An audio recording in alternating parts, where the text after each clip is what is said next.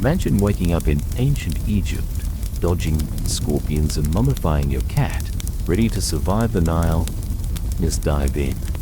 The land of pharaohs, pyramids, and gods that watched your every move.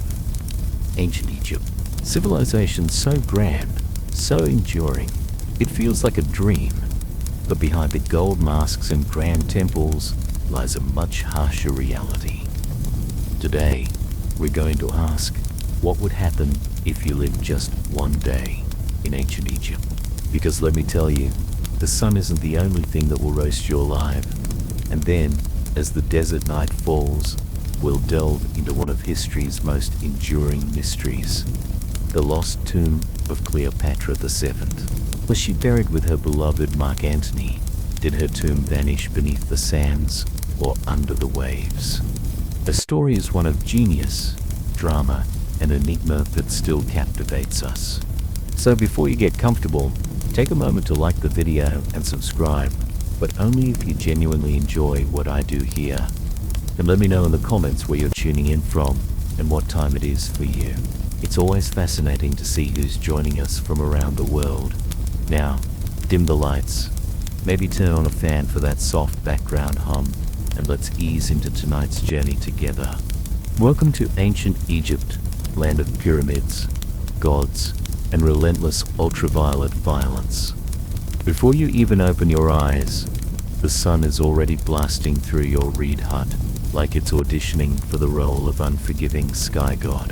There are no curtains, no shades, and certainly no air conditioning. Just the raw, unforgiving heat of the desert baking everything, including you, by breakfast. You're lying on a straw mat with a linen sheet that's more suggestion than protection. The Nile breeze you were promised in all those travel documentaries. Yeah, it's gone. Probably died sometime around 2800 BC. By the time you stumble outside, the temperature is already flirting with 90 degrees around 32 C. And it's not even mid-morning. The sun doesn't just shine in ancient Egypt, it attacks. Your linen tunic, useless. It's like wearing tissue paper in a sauna. Don't even think about sunscreen. There's no aloe vera, no SPF 50, not even a floppy hat with a logo from a beach resort. Ancient Egyptians did have protective oils, but unless you're wealthy or work in a temple, you're not getting any of it. Your best option, smear yourself with mud or crocodile dung, which apparently might keep you from turning into a human torch. Emphasis on might. By midday, the stones under your feet are hot enough to cook lentils. Shade is a luxury. Trees are rare. You might get a little relief hiding behind a mud brick wall, but even that wall is sweating by now. You, on the other hand, look like someone threw you into a clay oven and forgot to set a timer. And you better not complain.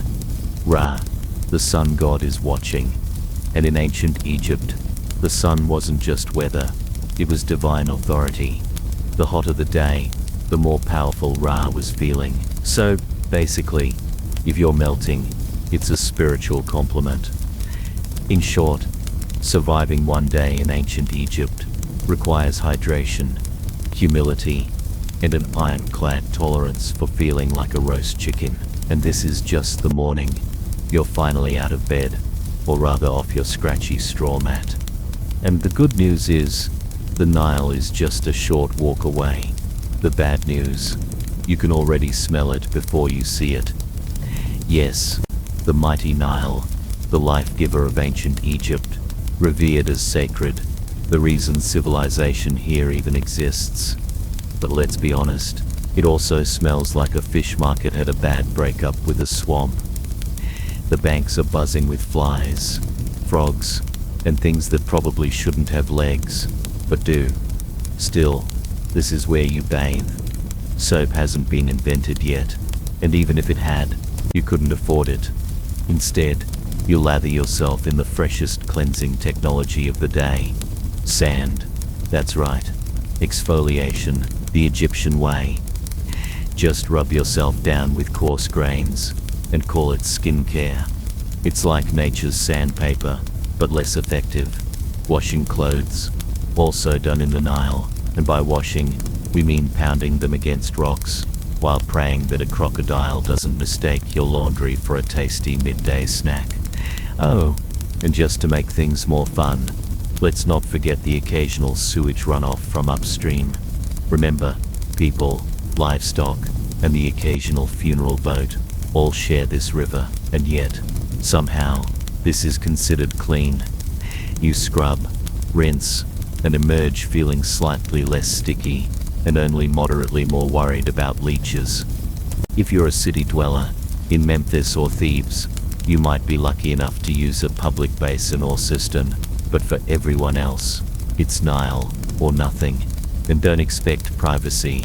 This is a public bathing space, shared by families, neighbors, livestock, and the odd ibis pecking around your ankles, like it pays rent. Water jars are filled and balanced on heads, carried back to your mud brick house, before the midday heat turns the clay into toast. It's a daily ritual, spiritual, necessary, and slightly traumatic.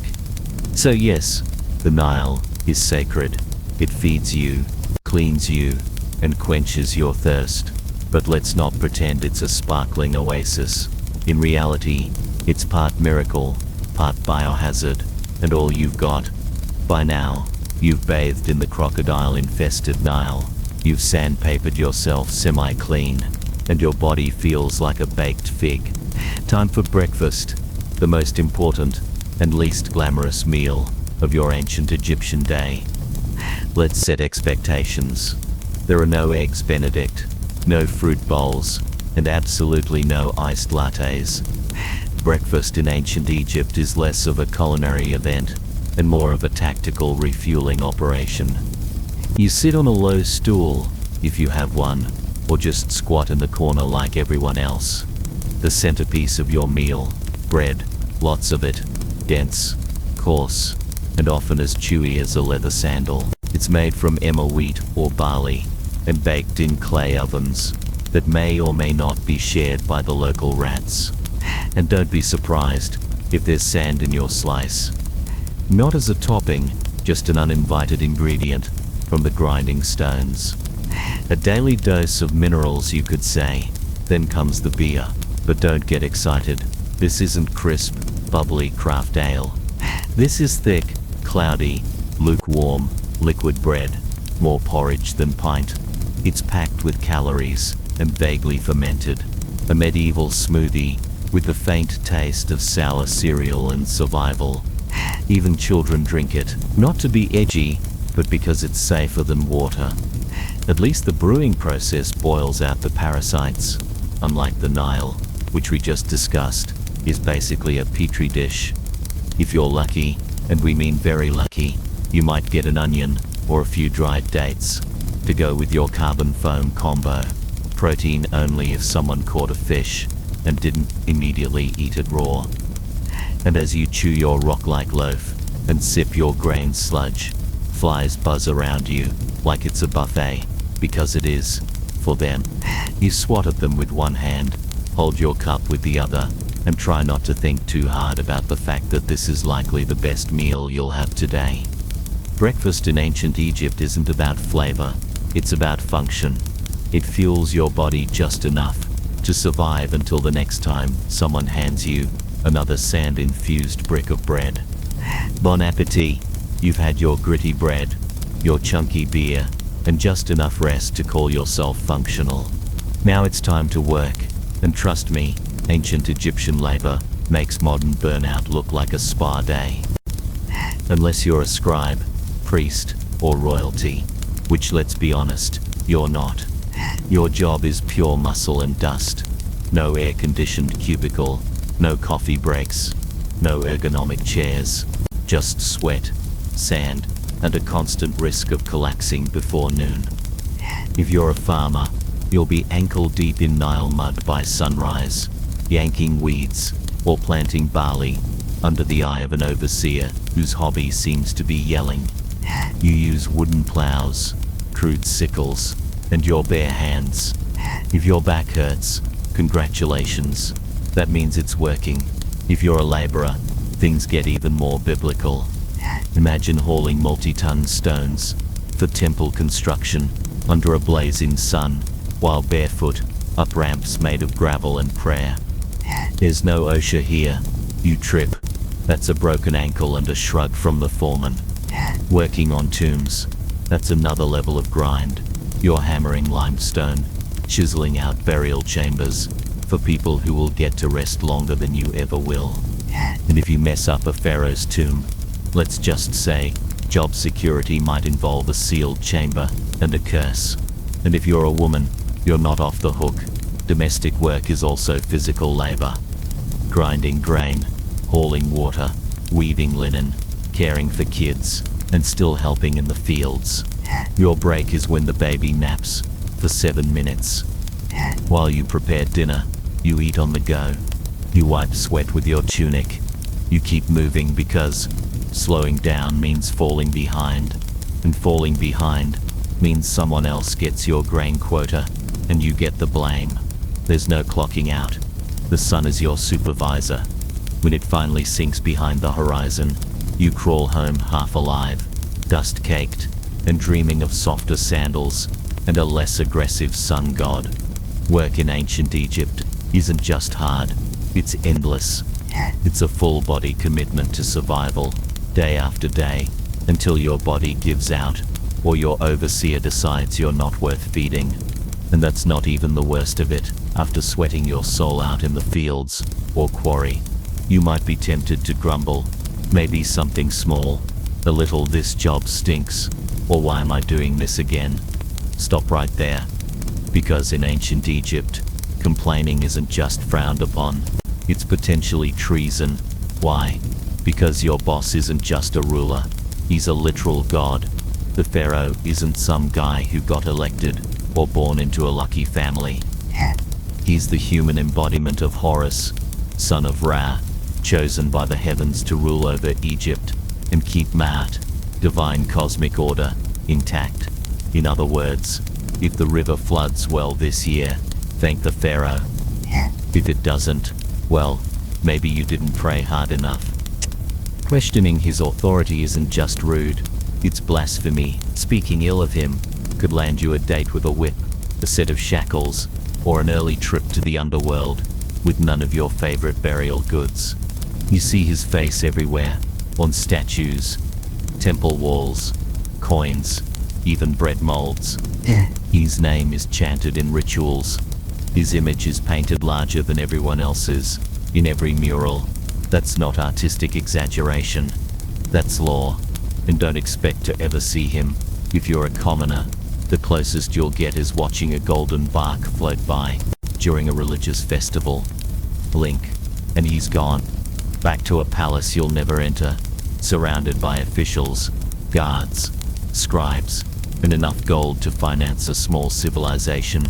Which, fun fact, he basically does. If you're lucky enough to work on a royal project, say a tomb, a temple, or a statue the size of a mountain, you serve with divine joy. At least that's what the state says. You say it too, because pretending you're honored to carve stone for 14 hours a day is safer than the alternative.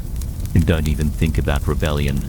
Pharaohs crush uprisings faster than you can say dynasty. Just ask the last village that tried to withhold taxes. Oh wait, you can't. It no longer exists. So yes, the pharaoh is divine.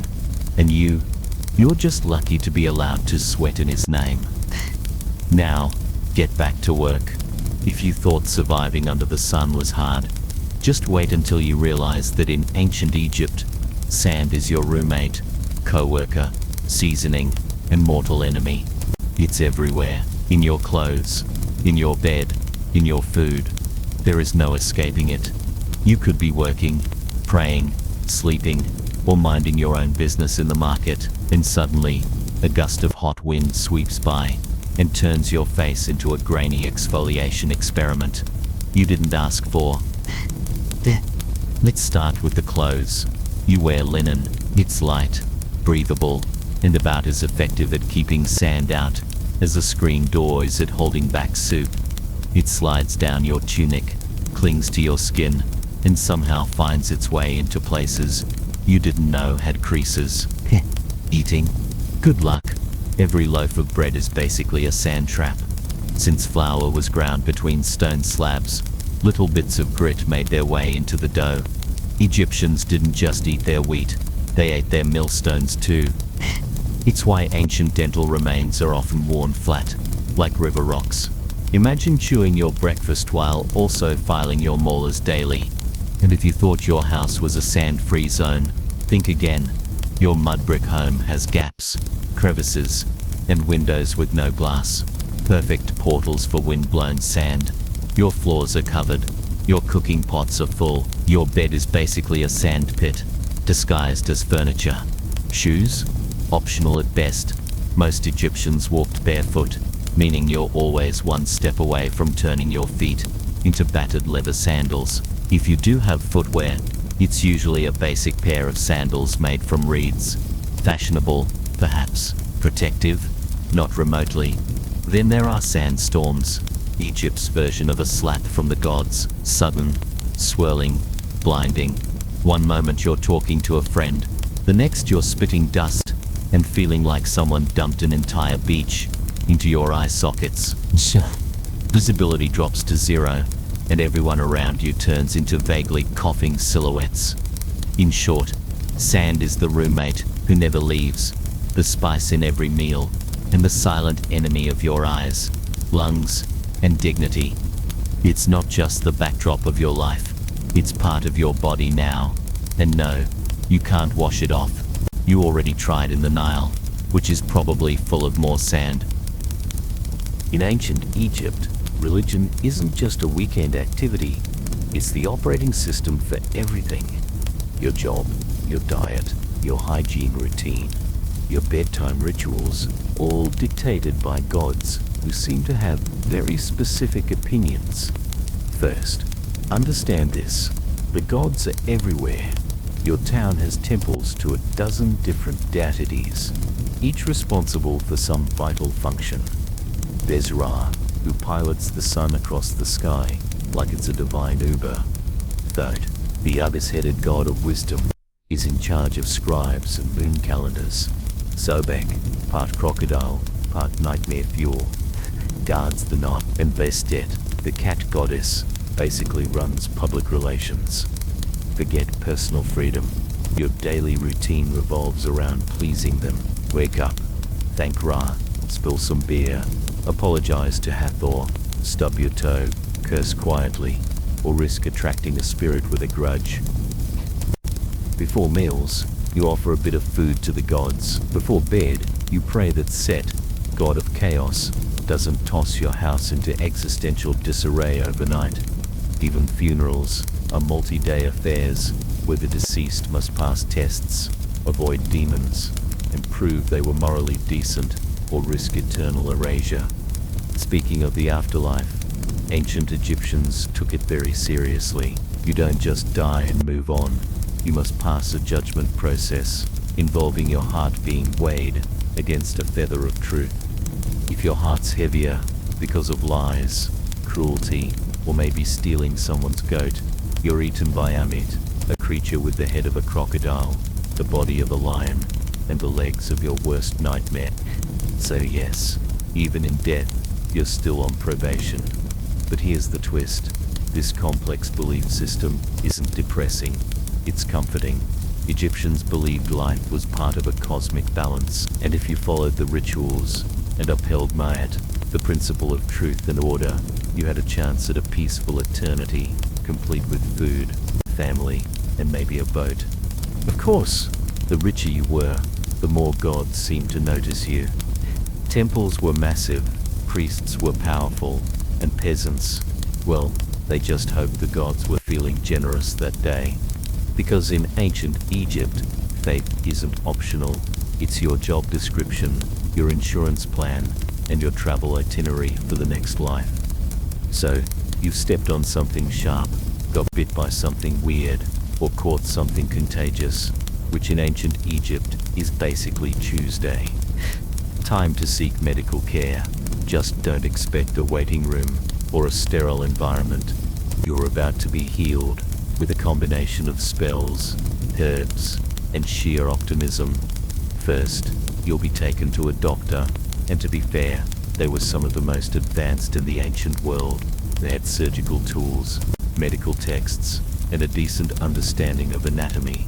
But here's the catch. Science in ancient Egypt always came with a heavy dose of magic. You're given a poultice made of honey, moldy bread, and crushed herbs. Honey, actually, is antibacterial, and mold has early penicillin properties, so it works, sort of. But before applying it, the healer will chant a protective spell, just to be safe, because you never know when your stomach cramps are actually the result of a spiteful ghost or an angry god. Have a headache, you might get a dose of crushed onions rubbed into your scalp while someone recites a hymn to Thoth. A cough, let's smear cow dung mixed with dates on your chest and see what happens. Eye infection, time for a paste of lizard blood, ochre, and beer, plus a prayer to Horus. Surgery, it did happen sometimes.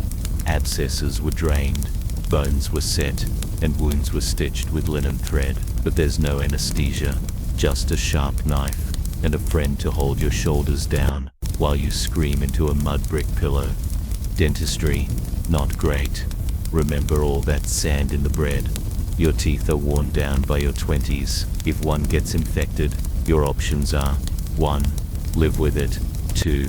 Die from it, or 3. Have it pulled with something resembling pliers, made by a blacksmith with low standards.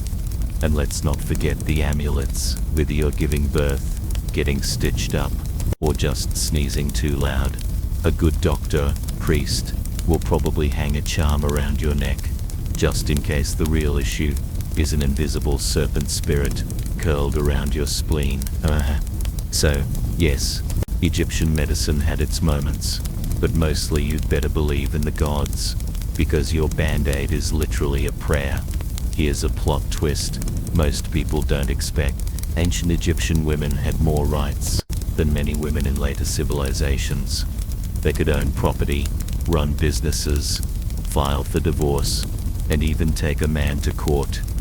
Sounds progressive, right? But before you pack your bags for a time-traveling girl boss vacation, hold up, because while the legal status might impress you, the day-to-day reality, not so glamorous. If you're a woman in ancient Egypt, you probably wake up before sunrise. You're grinding grain by hand, using a giant flat stone that chews through both wheat and your spine.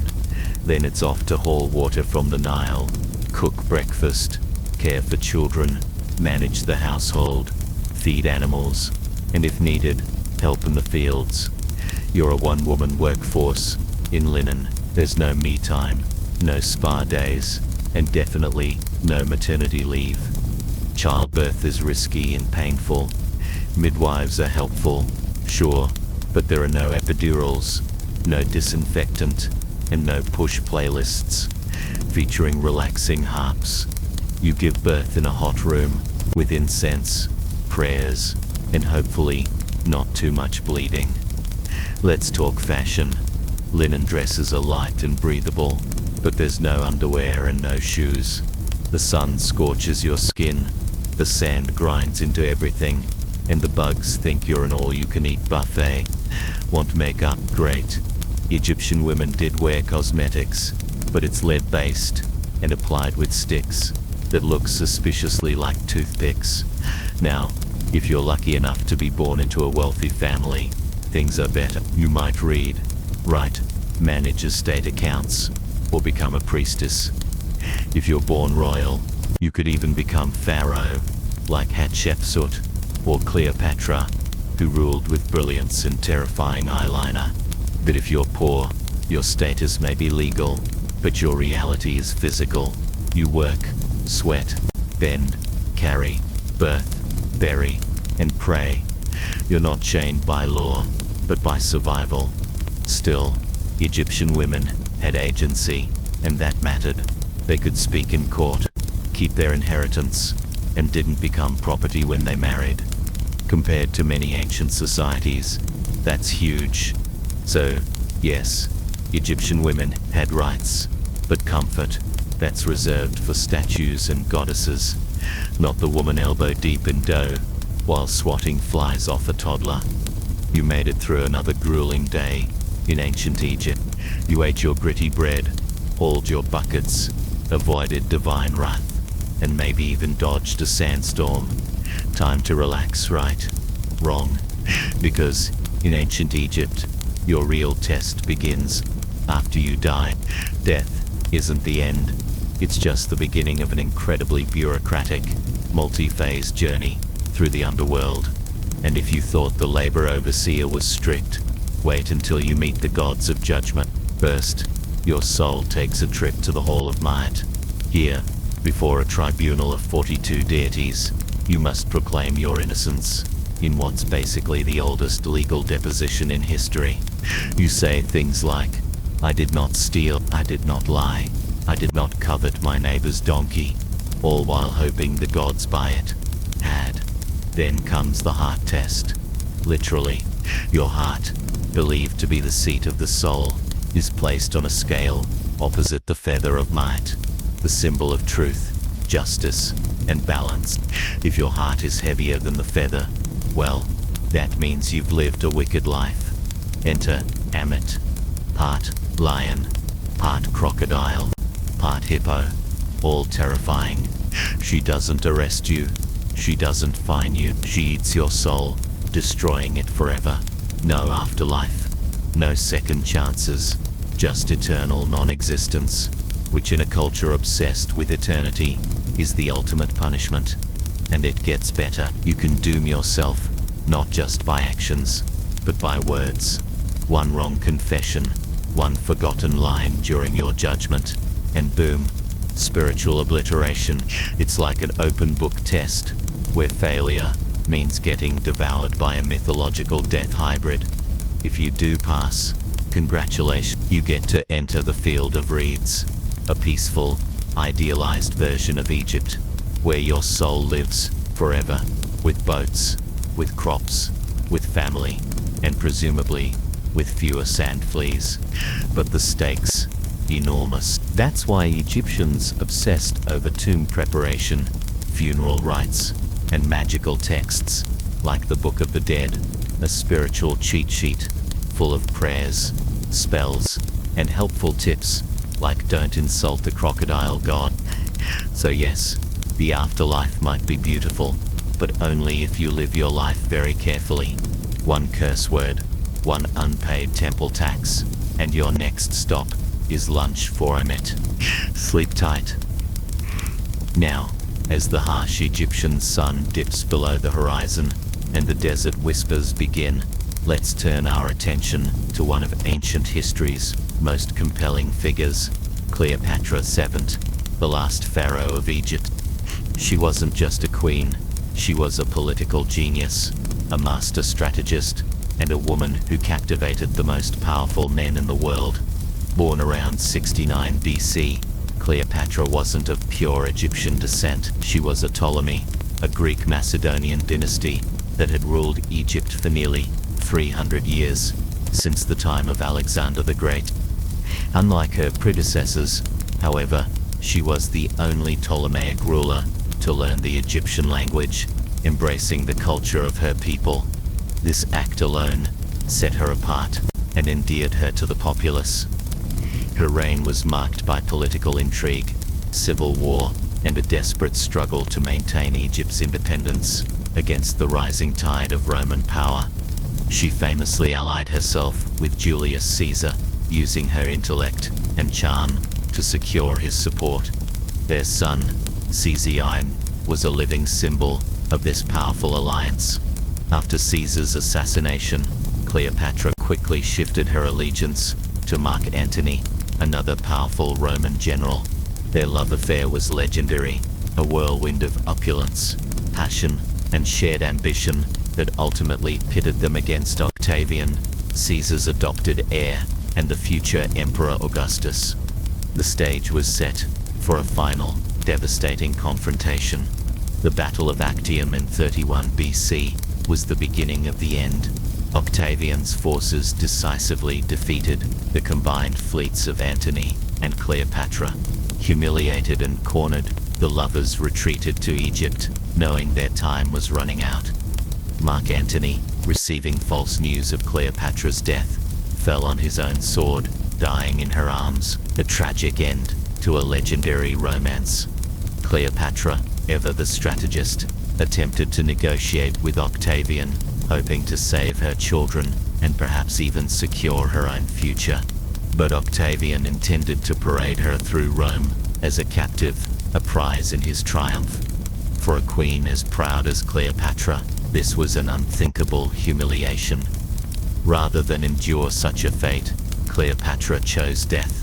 The traditional story, immortalized in art and literature, is that she allowed herself to be bitten by an asp, a venomous snake hidden in a basket of figs. This method of suicide was considered noble and allowed her to escape Roman captivity with dignity. She died in 30 BC, likely on August 12th, in her palace in Alexandria. Her death marked the end of the Ptolemaic dynasty and the final chapter of ancient Egypt's independence. Egypt became a Roman province, and the vast wealth of the pharaohs flowed into Rome. Cleopatra was buried alongside Mark Antony, as per her final wishes. This is one of the few facts about her burial that historians generally agree upon. But where exactly were they laid to rest? That remains one of history's great archaeological puzzles. For centuries, archaeologists and historians have scoured Egypt for Cleopatra's tomb. It's not just a burial site, it's a treasure trove of historical artifacts and a potential key to understanding the final moments of one of the world's most iconic love stories. The Roman historian Plutarch, writing about 150 years after Cleopatra's death, claims that Octavian allowed them to be buried together in a royal and splendid fashion. He even mentions that Octavian visited the tomb. This suggests the tomb was significant and known at the time. However, shortly after their deaths, Alexandria experienced several devastating earthquakes and tsunamis. The ancient city, including large parts of the royal quarter, where Cleopatra's palace was located, sank beneath the waves of the Mediterranean.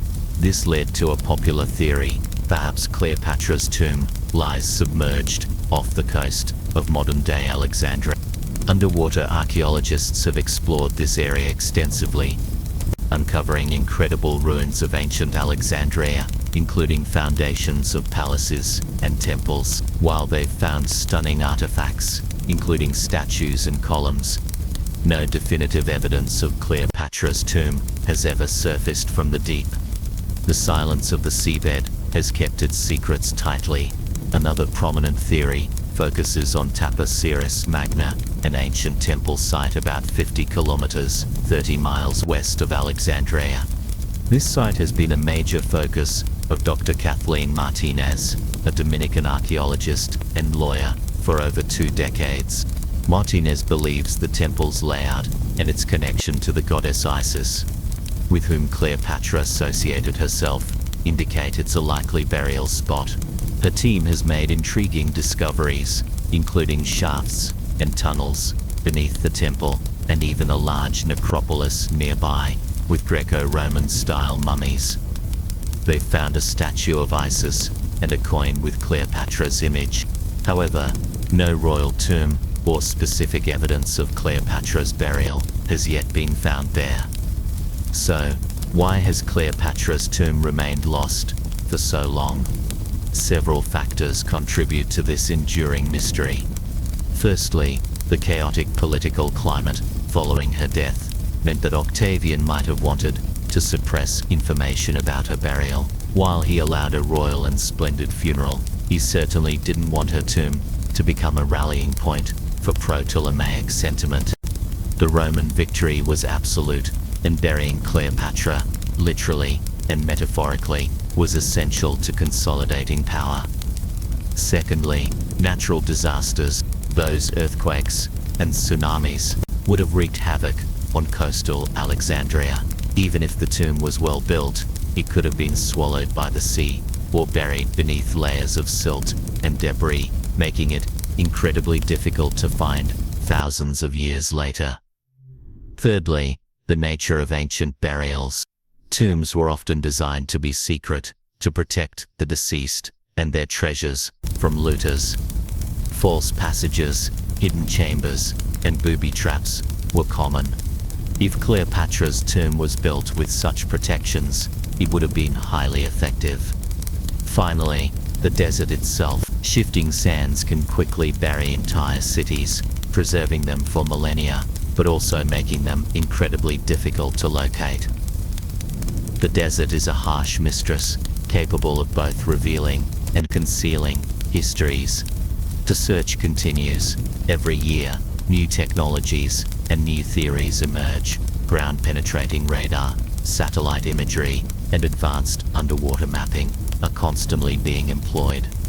The hope remains that one day, Cleopatra's final resting place will yield its secrets, and we will finally understand where the last pharaoh of Egypt truly sleeps. Now, let's gently return to the sensory overload of everyday ancient Egypt. Beyond the sun and sand, one of the quickest ways you'd realize you don't belong is through your nose. Ancient Egypt was a land of stark contrasts, especially when it came to scents. On one hand, the wealthy indulged in luxurious perfumes and fragrant oils made from myrrh, frankincense, cinnamon, and lotus flowers. These were used to anoint bodies, to sweeten clothes, and even to purify temples. You could smell a rich Egyptian coming a mile away, and it would be delightful. On the other hand, for the vast majority of commoners, daily life was, well, aromatic. And not in a good way. Think less exotic spice market and more unrefrigerated meat locker in summer. Let's start with personal hygiene, or the distinct lack thereof by modern standards. As we discussed, bathing in the Nile was common, but given its multi-purpose use, including waste disposal, it wasn't exactly a spa experience. Soap, as we know it, didn't exist for commoners. They used natron, a natural salt, and sand to exfoliate. It cleaned, but likely left you smelling like a damp quarry. Breath. Your toothpaste was often a mix of rock salt, mint, dried iris flowers, and pepper. Effective perhaps for abrasion, but the taste and lingering scent might not have been what you'd call minty fresh. Chronic tooth decay, caused by grit in bread and early sugary diets, meant bad breath was probably universal. Social interactions were likely close quarters. Now, extend that to your living environment. Most commoners lived in mud brick homes with dirt floors. Animals, chickens, goats, sometimes even cows, often shared the same living space, especially in winter for warmth. The combined aromas of livestock, stale food, and human habitation would have been intense. Waste disposal was rudimentary at best. Human and animal waste was often simply thrown into the streets or fields. Imagine the stench on a hot, windless day. Flies, of course, would be omnipresent, buzzing around every source of odor and landing on every surface, including your food. Fish markets, vital for a civilization dependent on the Nile, would have been another powerful source of odor. Freshly caught fish mingling with drying fish, all in the hot sun, combined with river water and general human activity, it would have been a truly unique olfactory experience. Beyond the farm animals, ancient Egyptians kept many pets. Cats were sacred, mummified when they died, and often shaved eyebrows in mourning. Dogs, monkeys, birds, even ferrets and mongooses were kept as companions. While beloved, these animals would also contribute to the overall scentscape of daily life. And let's not forget the insects and rodents, rats, mice, fleas, lice, mosquitoes. All of them would be a constant presence, sharing your food, your bed, and your skin. The itchiness alone would drive a modern person absolutely wild.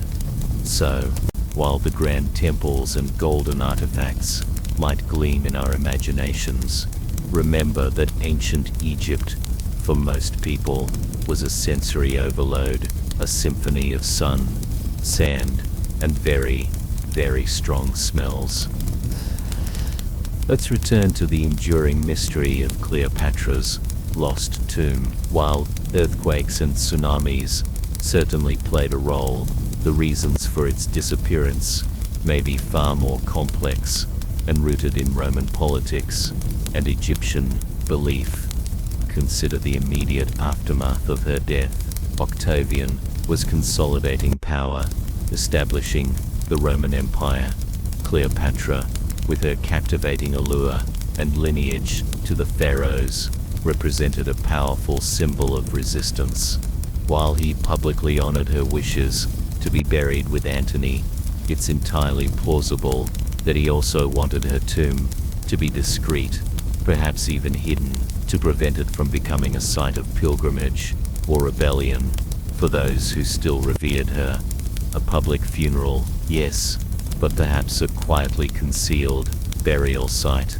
Also, remember the Roman disdain for Egyptian magic and cults. Octavian would not have wanted a powerful, charismatic queen's tomb to be imbued with mystical Egyptian powers that could inspire future uprisings. Secrecy was a form of control. Ancient tombs, especially those of royalty, were always targets for looters. The vast treasures buried with pharaohs and queens were an irresistible lure. While Octavian may have initially protected the tomb, it's unlikely it remained sacrosanct for centuries. Over time, as dynasties fell and oversight waned, it's possible that the tomb was indeed discovered and plundered. Looters often destroyed evidence of their entry, further complicating modern archaeological efforts. If the tomb was emptied, it might appear less significant to later generations, or even be overlooked because its wealth was gone. Furthermore, what if the tomb was not simply looted, but desecrated? Roman authorities, or later Christian rulers, might have had an interest in destroying pagan symbols or the resting places of powerful figures they deemed a threat or an abomination. This could involve removing bodies, smashing sarcophagi, or intentionally obscuring the site. The location of royal burials in ancient Egypt often shifted over time. While Alexandria was her capital, there's no guarantee her tomb would be exactly within the most obvious parts of the city. Royal burials could be in secluded areas, necropolises, or even near temples that held special religious significance. Also, successive Roman emperors or local governors might have built over or repurposed older structures. Alexandria itself was constantly evolving, with new buildings erected on top of older ones. Cleopatra's tomb might simply be buried deep beneath later Roman or even medieval constructions, making it incredibly difficult to access without destroying what came after. The very prominence of Alexandria's sunken ruins might also be a distraction. While exciting, the most valuable clues could lie elsewhere, in less explored areas of Egypt that have yet to yield their secrets. The enduring mystery of Cleopatra's tomb is part of its allure. It allows us to imagine and to dream. It's a blank canvas onto which generations have projected their fascination with this extraordinary queen. The search continues, fueled by both scientific rigor and the romantic notion of finding her. Will new technology, perhaps a breakthrough in ground-penetrating radar or underwater robotics, finally reveal her resting place, or will her tomb remain one of history's most tantalizing secrets, forever hidden beneath the sands or the waves? Perhaps, like the queen herself, her final resting place chose to defy expectations, remaining elusive and forever enigmatic. And that, in its own way, is a fitting legacy for Cleopatra, the queen of the Nile. If there's one small mercy in ancient Egypt, it's this: linen. Blessed, breathable linen. Your entire wardrobe, and everyone else's, is made from this plant-based fabric. It's light, cool, and lets your skin breathe in the scorching heat. That's the good news. The bad news, that's pretty much where the comfort ends. Whether you're a farmer, builder, priest, or vendor, you're wearing the same outfit every day. For men, a short white kilt or loincloth. For women, a straight sleeveless linen dress, sometimes held up by straps, sometimes not. If you're upper class, you might have pleats, or beads, or fancy patterns. If you're not, it's plain white, or slightly grayish, depending on how long it's been since laundry day.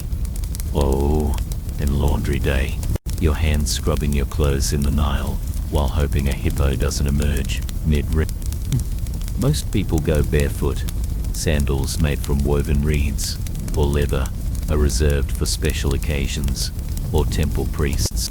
So, unless you're royalty, expect to spend your days with hot sand between your toes and possibly a sharp rock in your heel. Accessories, absolutely, but mostly functional. Amulets for protection, necklaces to show status, and eye makeup. Coal, made from powdered coal, which wasn't just for fashion.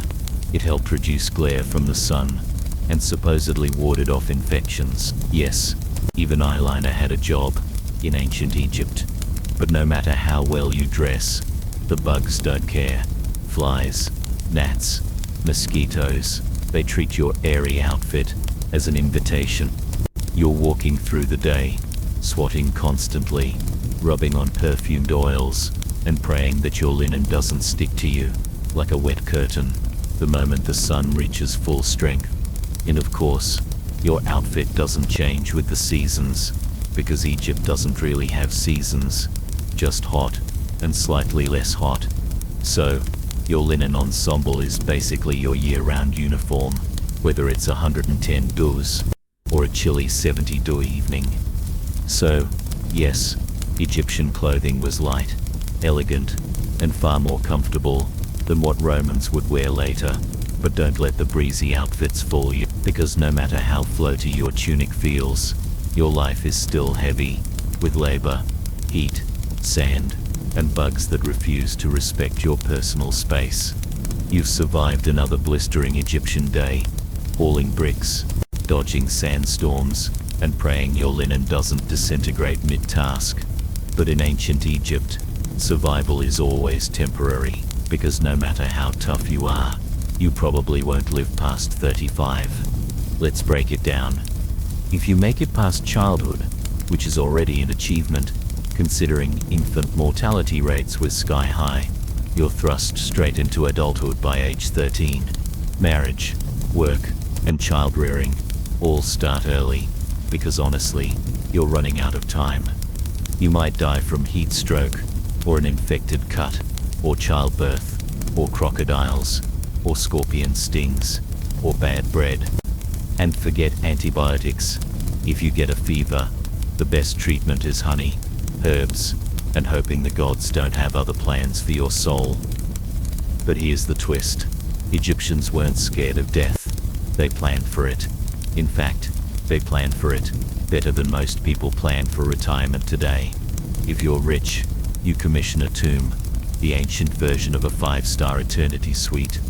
You start saving up grave goods, jewelry, food offerings, perfumes, statues, even tiny servant dolls, called chapters, to do your chores in the afterlife. Think of them as spiritual interns, who work while you nap forever. Your body is embalmed, wrapped in linen, stuffed with natron, natural salt, and tucked neatly into a painted sarcophagus. You're buried with a copy of the Book of the Dead, which is less about doom and more like a mystical travel guide, complete with passwords for the afterlife, spells to confuse demons, and instructions for not getting eaten by soul-devouring monsters. If you're poor, well, your tomb is likely a shallow pit in the sand. Your body is wrapped in whatever fabric your family can spare. Maybe a pot or two placed nearby, and then covered with earth. No murals, no golden mask, just you and the wind. But even the poorest Egyptians held on to the dream of the afterlife, a peaceful, fertile paradise called the Field of Reeds, where you farm without sweat, eat without hunger, and sail the Nile forever under gentle sunlight. So yes, you'll probably die young in ancient Egypt, but if you lived well, prayed right, and didn't insult too many jackal-headed gods, you just might spend eternity in style. You've likely heard the common narrative. The pyramids and grand temples of Egypt were built by vast armies of slaves, but while forced labor certainly existed in ancient Egypt, the reality of who built these monumental structures is far more complex and, frankly, even more impressive. Modern archaeological evidence overwhelmingly suggests that the vast majority of workers on projects like the Great Pyramid of Giza were not slaves in the traditional sense. They were skilled laborers, paid craftsmen, and seasonal workers, often farmers during the Nile's annual inundation, who contributed to these national projects out of religious duty, community spirit, and for economic compensation. These workers were organized, fed, housed, and even provided with medical care. Archaeologists have found their living quarters, bakeries, breweries, and even cemeteries near the pyramid sites. The skeletal remains show evidence of hard labor, but also of treatment for injuries, indicating a level of care far beyond what slaves would typically receive. So, what was life like for these unsung heroes? Their day was still brutal, but it was purposeful. They lived in temporary or semi-permanent camps, organized into crews with their own overseers and specialties. Their diet was rich in calories to sustain their immense physical effort. Bread, beer, and onions were staples. Meat, often beef, was provided more regularly than for average commoners, a vital protein source for such strenuous work. Work involved quarrying massive stones, hauling them over long distances using ramps and sleds, and then carefully setting them in place. The precision was astounding, especially considering their tools were primarily copper, wood, and stone. Each block was cut, transported, and positioned with an understanding of geometry and engineering that still baffles modern experts. Injuries were common, from broken bones to crushed limbs, but the presence of skilled doctors and early medical treatments meant that many survived and even recovered from severe trauma. This level of care speaks volumes about their value to the Pharaoh and to the project. These weren't slaves driven by the whip. They were a highly organized labor force, motivated by a complex mix of religious belief, building a monument for a divine king, economic incentive, and a shared national identity. They believed they were contributing to something grand and eternal. The precision of their work, the sheer scale of the pyramids, and the social organization required to sustain thousands of workers for decades is a testament to ancient Egyptian ingenuity and collective effort. So, the next time you marvel at a pyramid, remember the unsung heroes who built it, not nameless slaves, but skilled, disciplined, and remarkably cared-for laborers whose daily grind shaped eternity. If you're looking for a slightly more comfortable life in ancient Egypt, you might dream of becoming a scribe. They were respected, well-fed, and never made to haul bricks under the sun. But earning that privilege was no easy task. In a world where literacy was rare, Maybe 1% of the population could actually read and write. Scribes held immense power, but their writing system, hieroglyphs, was insanely difficult to learn. Think of it as a beautiful, complex riddle wrapped in artistic flair. Over 700 characters, some representing entire words, others sounds, and many as determinatives to clarify meaning. Because, writing the word star with an actual star symbol might be too straightforward, and don't expect spaces or punctuation. It could be written left to right, right to left, or top to bottom. The trick: look at which way the birds or people are facing. That's your reading direction. If they're upside down, good luck.